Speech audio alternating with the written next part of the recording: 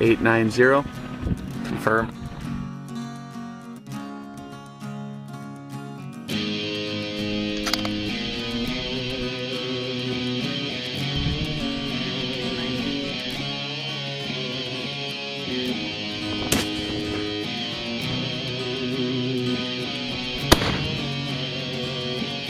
Hit.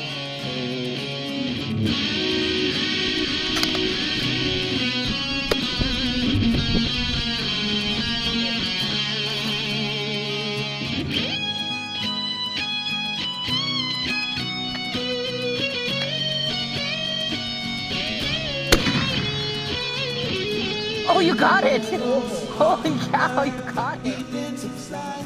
Well, the morning breeze brings tears to my eyes. In the yellow days of the new rising sun, I recall the days when the feeling was warm. I can see Good call. being torn into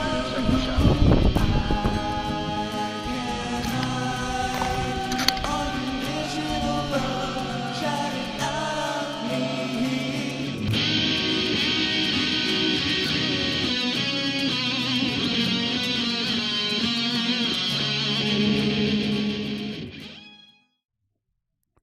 Okay, this next video on long-range optical parameters, we're going to discuss magnification. We're going to discuss both fixed versus variable magnification, and also magnification values, what power scope is actually going to be appropriate for your purposes. Now, this video series, if you haven't seen some of the other preceding videos, is focusing primarily on long-range shooting or extreme-range shooting. But for this part of the video on magnification, we're going to do a more broad spectrum and present a general overview of different weapon systems used in the world currently, and discuss some of their optic selection criteria, particularly in the field of magnification, so that we can get a good general overview of what different countries have found to be the most effective for military purposes. Now, it's true that although this video is also covering target shooting, sports, and hunting, not just military, but military and hunting, although they're not directly synonymous like we said before, there are a lot of commonalities between the two. You're going to have moving targets that are going to present themselves in less than ideal conditions. So for long-range practical purposes, military is actually a good place to start. And there's a lot of experience that the different world militaries have gained in this area. Because when their butts are on the line, they really put a lot of energy and time into research and, hashing out what's going to work best. So we're going to discuss some of the primary sniper weapons of the world. And we're going to look at the cartridges they are using so we can get an idea for the range that they're shooting. And also we're going to look at the magnifications that they have chosen as the primary sniper optics on their weapon systems.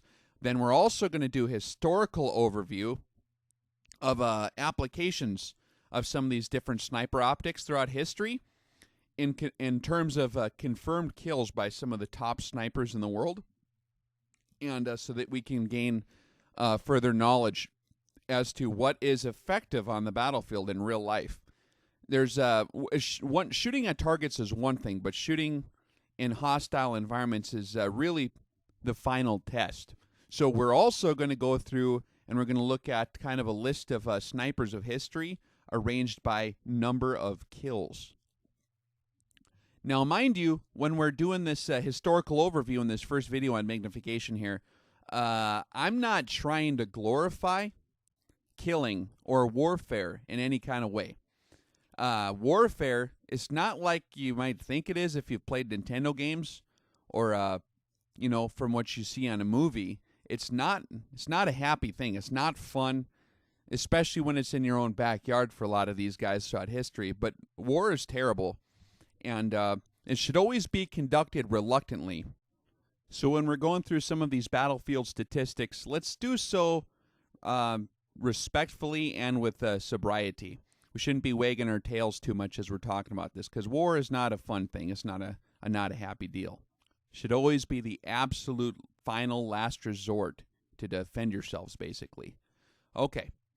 So let's kind of begin by discussing some of the general misconceptions that are out there concerning rifle optics and long-range applicability of them.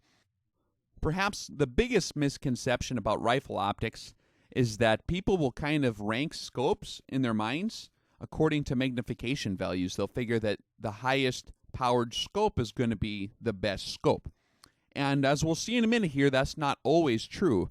And many people might be surprised to see some of the low magnifications used by some of the world's most successful snipers, and some of the militaries of the world even currently don't use that, what we would classify as very high magnification. The second general misconception is that variable power optics, like you can adjust from 3 to 9 scopes, or where you have different power settings, that those are also going to be superior to fixed power optics, and that fixed power optics are obsolete. And that's also not true. So I just want to lay those out on the table so we can think when we're going through this historical overview. Keep in the back of your mind magnification, like low versus high power, and also variable power. And you might be surprised what we see here. So let's get started by quickly looking at some of these confirmed kill statistics. Okay, this is Snipers of History arranged by numbers of kills. And as you're going to see, here's a lot of Russians on this list. Now, one of the reasons for this is in World War II, one of the Russians' primary combat systems was a sniper team. And they were kind of one of the first places to really widely use snipers.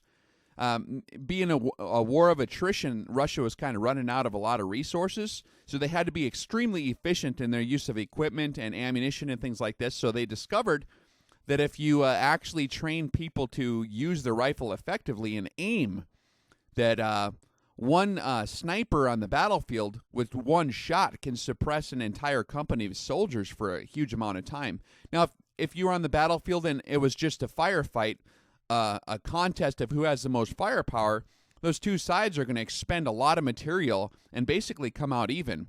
300 guys versus 300 guys in an all-out firefight in some of these World War II battles. There are a lot of rounds get thrown around, and not a lot of stuff gets hit sometimes.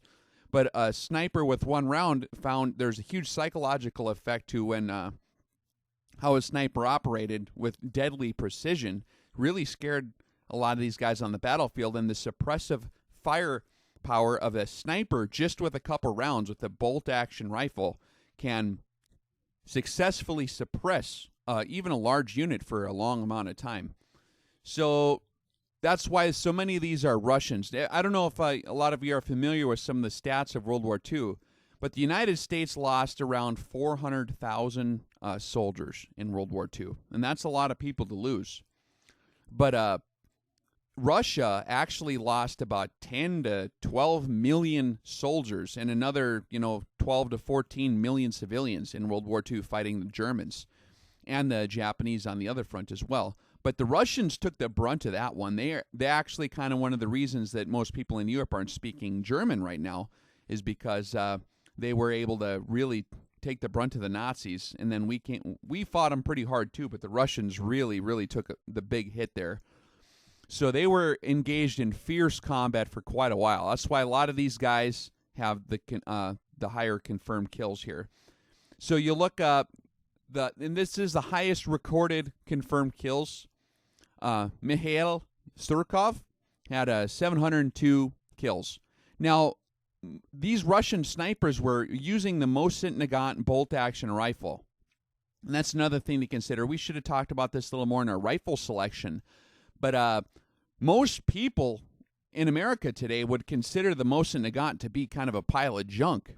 It's used to be able to pick them up for $40 a piece, and they're kind of sloppily built. The machining isn't that well, or whatever. A lot of people would like to complain about it, and they're a pretty crudely made rifle. But actually, if you've ever shot one, they're just as accurate as any other rifle. I mean, they'll hold minute of angle or less, no problem with good ammunition. So that's something to keep in mind. Equipment selection is not not all there is to it. I mean, training and the effective employment of whatever weapon you have is kind of that's what really takes the cake here.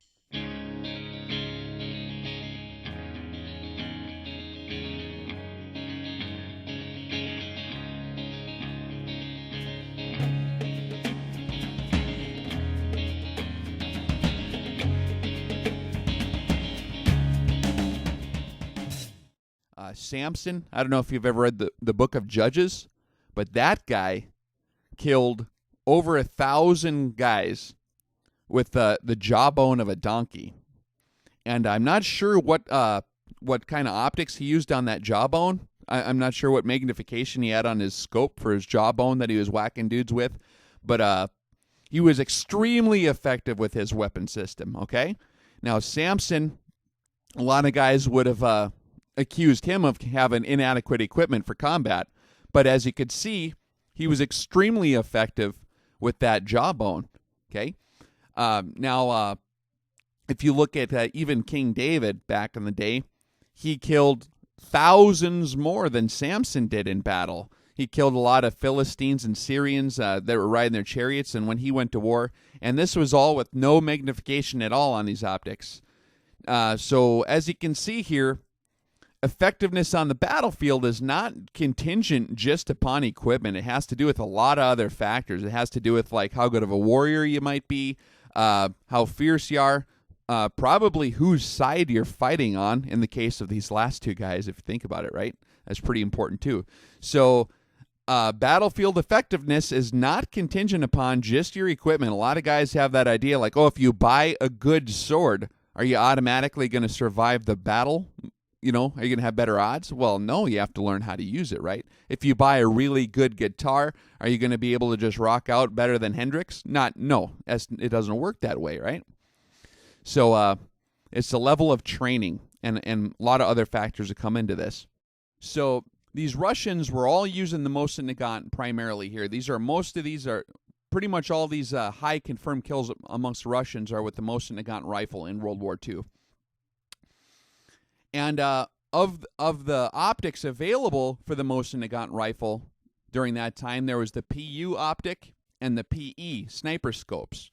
And they were a very, very crudely made scope by today's standards. The glass was good for the day, but it was what today we consider that like worse than a pellet gun scope quality with the 3/4 inch tubes. Some of those pellet rifle scopes you might have grown up with. These things were pretty crude, and the crosshairs in them were huge. But for battlefield purposes, they were very, very effective with these optics. They're very tough. They're a very rugged optic, and that's the primary reason why they like to use them. Crude is good for ruggedness usually. And also the magnification on these optics was 3.5 power and 4 power. They're both straight power scopes. One of them was 3.5 and the other one was 4. Very low magnification for what most Americans, for sporting purposes, would consider that to be that's not a real good even deer rifle scope. That's not enough magnification is probably what you would hear if you went to the gun store. Most guys are going to try to push you need at least a 3x9, or if you have a 16 power scope, then you're even better.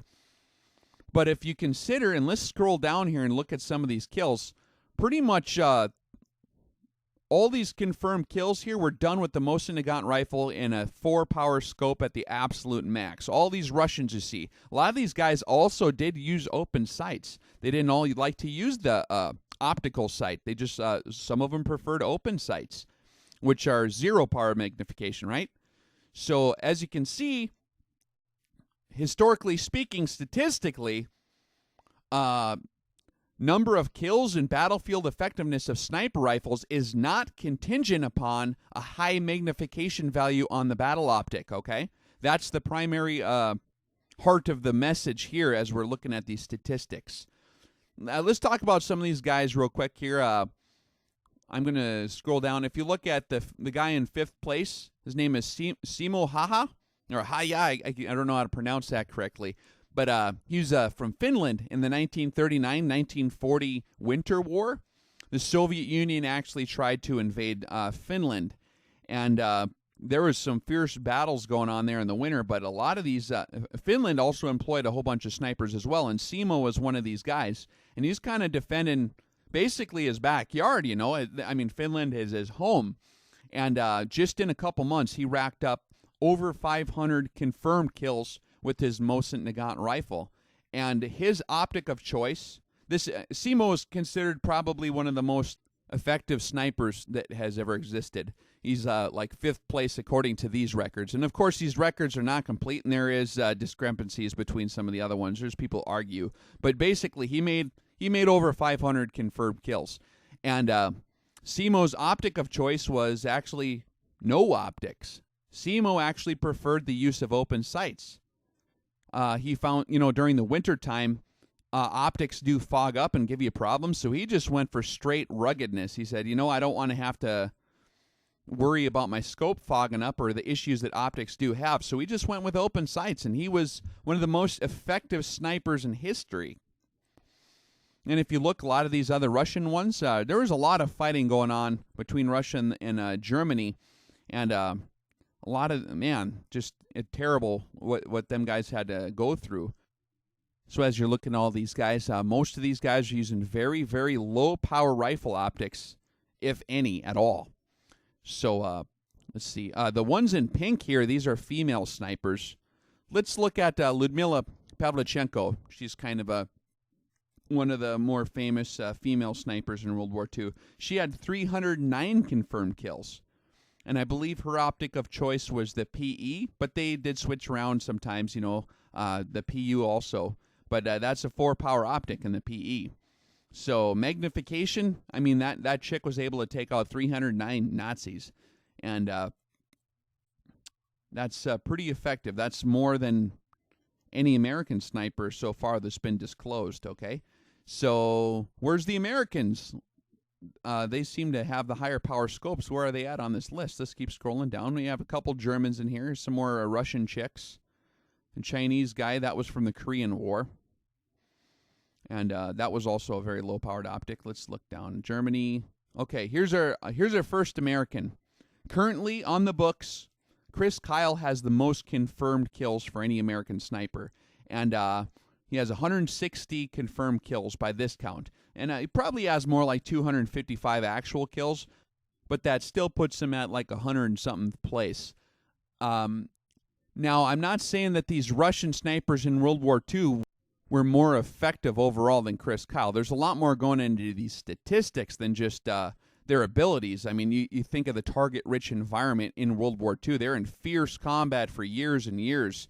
A lot of it urban settings, and everyone wore a uniform back then. So a lot of people got killed in World War II. There's a big difference between World War II and the conflicts we've been in the last few years.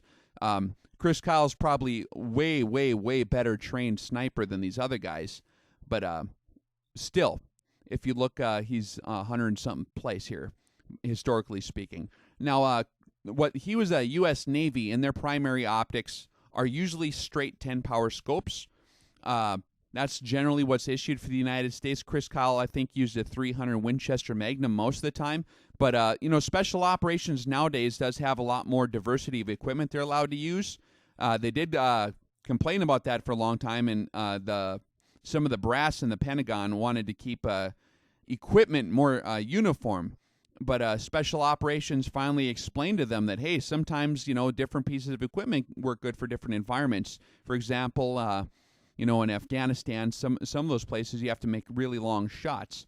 But the primary optics, even in Afghanistan, for most of the snipers, they use 10-power optics. Some of them do use aftermarket scopes or Schmidt-Benders or different optics that are variable. But primarily speaking, the United States uses straight 10-power on their military optics. So that's Chris Kyle. He's the first American on the list here. And then we got a bunch more Russians. Here's another chick. And let's scroll down some more. Okay, so Bert Waldron. He's a United States sniper. He's another famous one. He has 109 confirmed kills. His primary optic as well was a straight 10-power scope. That's what would be issued. And I'm not saying that's the only thing these guys use, but that's the primary optic of choice. And the famous Carlos Hathcock from Vietnam, the Marine sniper, who kind of wrote the book on modern sniper tactics. He had 93 confirmed kills in Vietnam, and his primary optic of choice was a straight 10-power unilateral scope.